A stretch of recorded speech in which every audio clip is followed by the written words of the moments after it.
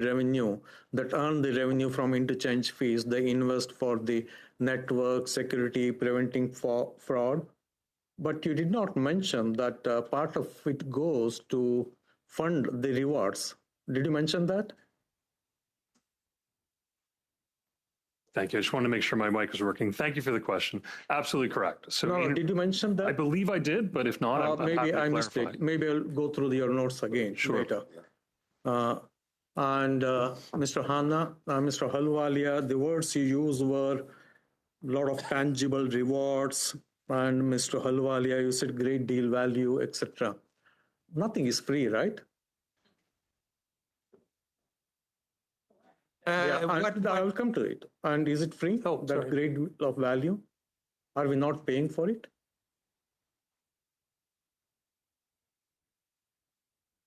I'm sorry, I don't understand the question, Mr. Tim. You said Yeah. There's a great deal of value that is being provided. That's right. I'm asking, is it free? Are we not paying for it? That's a great question for our CBA partners. Sure. But you did use the words great deal of value. I want to know that the great deal of value which you mentioned, yeah, it is not free, correct? Somebody's paying for it. That's correct. Absolutely. Yeah. That's what I'm. Mr. Hanna, coming back to you.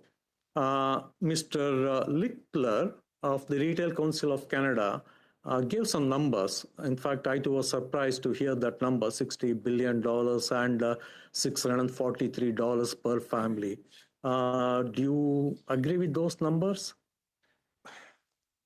Let's contextualize this for, it's on, okay, good. Let's contextualize this for a minute because I think it's important.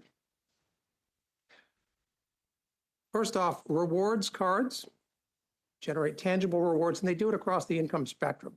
89% of Canadians have a credit card. I know. 85% of those are rewards cards.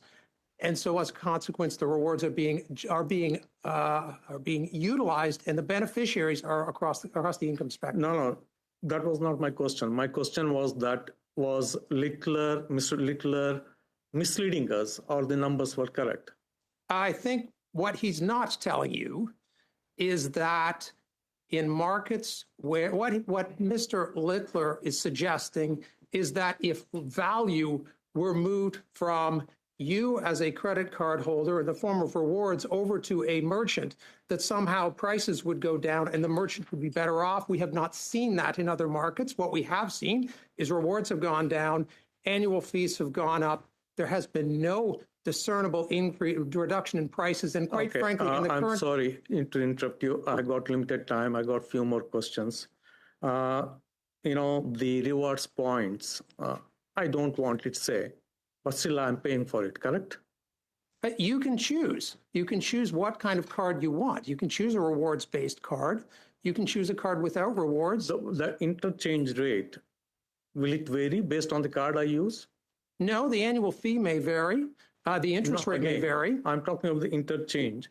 Does it vary based on what card I choose? Oh, yes, there's some slight variation, but I'll let the networks tell you more specifically about how interchange works. That's theirs. Mr. Halwalia? Yes. So merchants derive great value from accepting credit cards, right? In the form of... That's not my question. My question is that based on the card I use or I choose, will the interchange vary? There are varying levels of interchange for different types of transactions and different types of cards and different contextual scenarios. Does it mean that, when I use a card to go to at a merchant, so do I know that what is that getting charged, or will I know that when I buy a new card or when I get a new card from a bank? At what point we'll know that whether I'm going to get charged on the interchange or not? Well, you as a consumer will not be charged interchange. No, merchants again, at the end pay of the day, interchange we have to to the pay, banks right? that provide their card processing service. Sir. And merchants don't pay from their pocket. They'll have to get it from us one way or the other, correct? That's not entirely correct. So again, merchants derive great value from card acceptance, and one of those things is operational savings compared to cash or check, which is how things used to be. When I was a little boy and I went to the grocery store with my mother, she'd get to the top of the line, pass her groceries, and then proceed to pull out her checkbook to start writing a check. That is time and money for a merchant. What we've done with electronic payments is remove that cost. It has been replaced. Sorry to interrupt you, Mr. Anna. I got 30 seconds. Last question to you. After listening to you, you have seen the text of our motion. It's almost as though that there's no problem. Is that what I heard from you? I think what you heard from me is that consumers are getting good value out of cards. We think merchants derive a lot of value from cards. We think the market works well. It's evolving and it's continuing to evolve. No, and so you are saying basically there's no problem at all. Why are you doing all this study, correct? I'm saying the progress is being made. Everything can always be improved. There's new undertakings, new agreements coming into place that will add further value. But I'm saying we've made a lot of progress. Said that is a very small portion of the total cost.